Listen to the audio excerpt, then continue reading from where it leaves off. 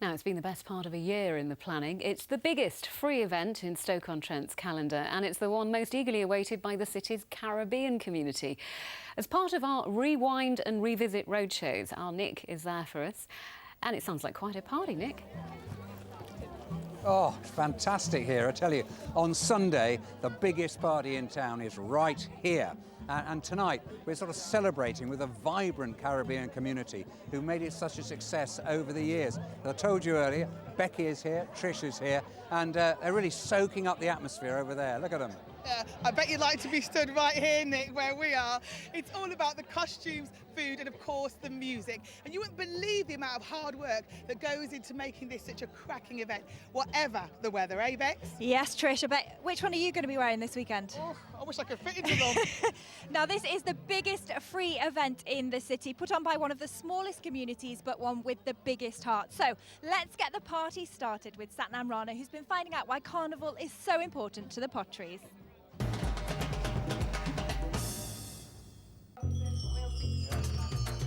Music, costume, sport and food. Just a taste of what this year's £6 One City Carnival in Stoke-On-Trent will have on offer.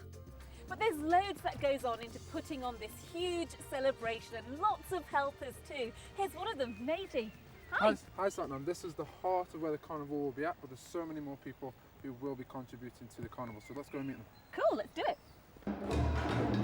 Drumming up a beat, music is at the heart of festivities.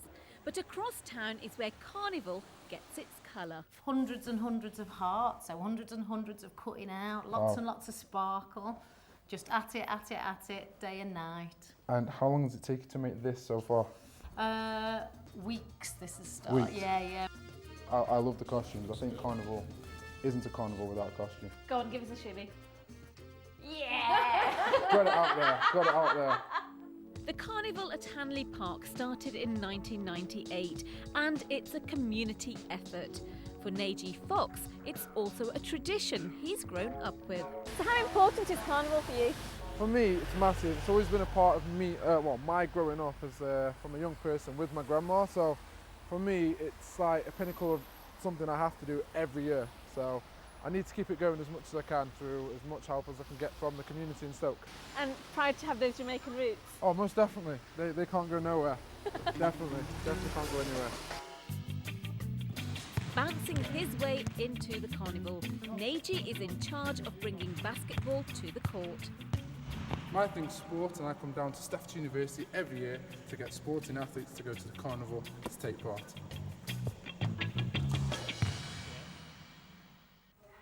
Now all that exercise has made me hungry. That smell! I know, this is where the carnival starts.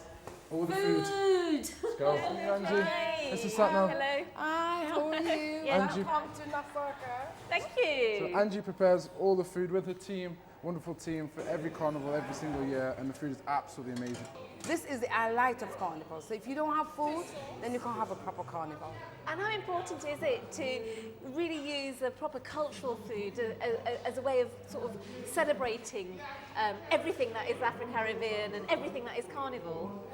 It's very important because, again, we want the community to see the food that we eat, how it is from the beginning of Memorial where Carnival takes place. So when you have someone like in Stoke-On-Trent who probably have never been abroad and able to taste the food, that for them, oh, I want to come back next week, or let's go up to Nassau.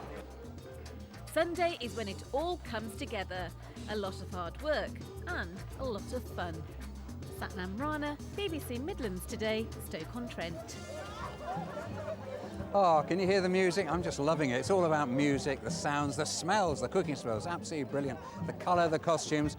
And one of the guys who's right at the heart of it all is the chairman of the Carnival Committee, Collie Sykes. Good to see you. Nice to meet you, Nick. Nice to Tell meet me, you. why is it so important to you? I mean, you've lived in Stoke, what, 50-odd years? Why is this carnival so important? Well, I mean, to me, the carnival, what it does, it actually brings mainly the Caribbean community out. It gives the community a taste of the Caribbean. Basically, you can see the sounds, the smells, the music, people just love it. Yeah, well, I can certainly feel it tonight. You talk about the sounds. You're particularly proud of the band. And what's it called? Steel for Stoke. Steel for Stoke. Yeah, because that's your own band, as it were. That's our own band. Because what we used to do in 3-4 years ago was to hire steel bands in to play for us. So I thought, what's the point of that? Let's apply for some funding. We got success with the funding, got the band together, and 3 years later we still... And you're playing it yourself, aren't you? Yeah. In fact, you do everything, don't you?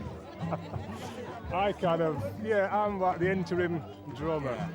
So, all right, tell me, what should people look forward to this weekend? What can they expect? Well, this weekend, looking forward to sound systems, a wonderful carnival parade from MCAM, lots of food, fun fair, 2 live stages, just lots of entertainment. Carnival Queen's just standing behind you, isn't she? Is that the Carnival Queen there? That's Carnival Queen. Yeah, you wouldn't notice her, would you, really? Not really, she's a bit discreet. Yeah, how did she get through the front door wearing that lot? It's a real spirit of fun, isn't it? No, it's all about the fun. It's all about bringing the community out together. Yeah. And one of the main things I like about Carnival is the fact that I've seen great-grandparents been escorted by their grandchildren to an event in the park. It's a feel-good factor. Yeah, Collie, thanks very much indeed. Problem, Have a great weekend. Thank you very much. Sure you'll enjoy it. Now, the 6 towns of Stoke-On-Trent, they come together as a city of just over 250,000 people, but actually only 3,000 of those make up the Caribbean community. But I tell you what, as you probably gathered, they really want to make their mark. Certainly do, Nick. And the research for today's programme took us back to 1982, which was in the middle of one of the worst recessions this country had seen in many years. Now, in that year, a BBC crew, a documentary crew, were filming a group of local Jamaicans who were determined to make their mark and get people to celebrate their culture by finding a base. They wanted to share it with everyone else. Yeah, that film was called Crazy Dream. Our special correspondent Peter Wilson has been finding out what became of it and what needs to be done to fulfil the dreams of the current Jamaican community here.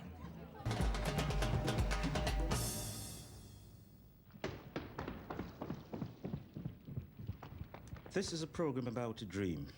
Out of the dust and demolition going on here at this derelict cold storage warehouse, we're trying to build an art centre which will bring employment, hope and harmony to our local multiracial community. Colin Shim, one of the first black businessmen in Stoke-On-Trent. In the 1980s, his crazy dream became a reality. This documentary charted his efforts and others in the African-Caribbean community to build their first arts and community centre. People been out of work, been unemployed, had nothing to do, so they pop in here all the time, trying to look work or trying to do something. Ray Notice was one of 12 young men who helped to build the centre. It gave me a sense of, listen, you just can't sit around and do nothing. Because when we were doing nothing, you know, nothing came from nothing. When we were there working, it gave us opportunity. The crazy dream didn't last. The centre closed after a few years, but that dream inspired Ray and his generation to get involved in community life. What grew out of that crazy dream became Northsacker in the centre of Hanley, the North Staffordshire Caribbean Association. It's a Victorian building, and it's now showing its age. The building itself actually wants, in my opinion, it wants knocking down and rebuilding. And for me, that would actually really apt so we could actually start bringing more of the community back into use the centre. Collie and Leroy are planning for the 6 Towns, 1 City Carnival. Everyone here is a volunteer, and the centre itself is self-funding. The future's bright for this place. As we say, we do so much here. There's always something happening, and as we say, we're looking at educating kids, but as you can see, the building is falling apart. As we say, we've got a great future, but we need help, you know, to get a new building. Upstairs in a studio, there's a group rehearsing for Carnival. Drum Shack are part of the multicultural face of Carnival. Danny Shaw works at the centre. He's part of the next generation, the next chapter of that crazy dream. Now I've got this space, I can work with a lot more kids, adults, people with special needs, and kind of putting my angle through education and music. Colin Shim and many of the other leading lights of the crazy dream are no more, passed away. At a recent screening of the BBC documentary, people came together to remember what had been achieved and what still needs to be done. Peter Wilson, BBC Midlands Today, Stoke-On-Trent.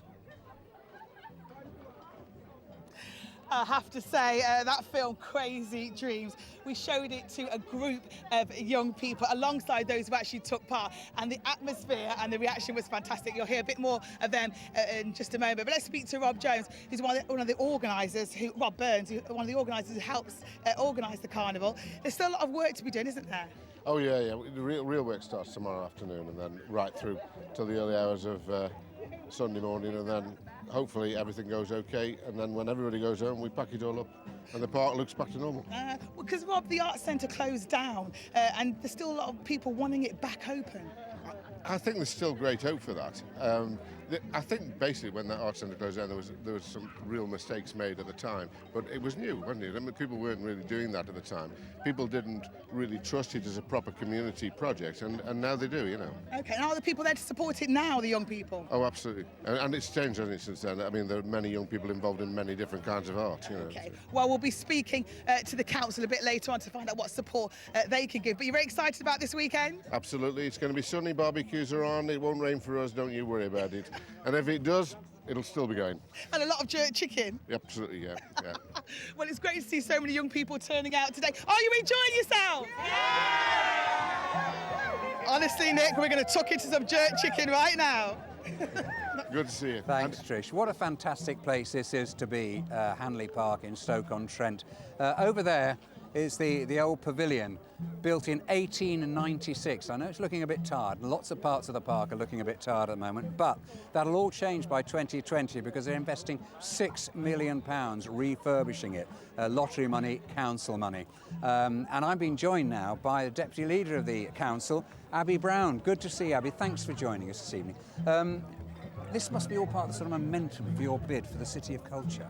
Yes, absolutely. This is one of the biggest free events that we hold in the city every year and showcases really how diverse our city is. And how much does the council help? Because they're always complaining of lack of funds and lack of a centre, a proper centre that they need. This is obviously a council park, and we support from the council team here as well, and we have our own local matters team who support with community. And in the last week we've actually announced a £3 million fund for groups just as this one to apply for funds to support them in putting on fantastic events like this. Yeah, and what about the centre? They're very dejected really about their facilities. Yes, yeah. Well, I think part of the fund that we've announced, the £3 million over the next 3 years, groups like this one are able to apply for funding to use towards modernising centres like the one the group have got, and I know that we've got a meeting lined up with them in the next couple of weeks. Obviously we want to support this kind of group, bring a lot of people into the city and really showcase what a great city Stoke-on-Trent is. And how soon are you going to hear about the City of Culture bit? It's quite close, isn't it? It is. We've been told the middle of July.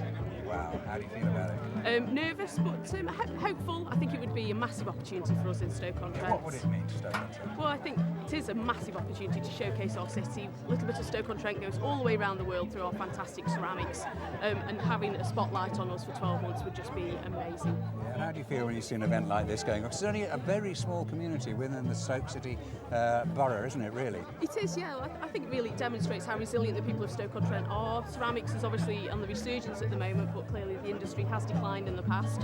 But we are a city that wants to be on the up, and we are improving what's happening here in the city, and groups like this one really add colour and diversity to what's going on in the city at the moment. Loads of optimism to finish on. Thank you very much, Councillor Abby Brown. Thank you. Right, where's Trish got to?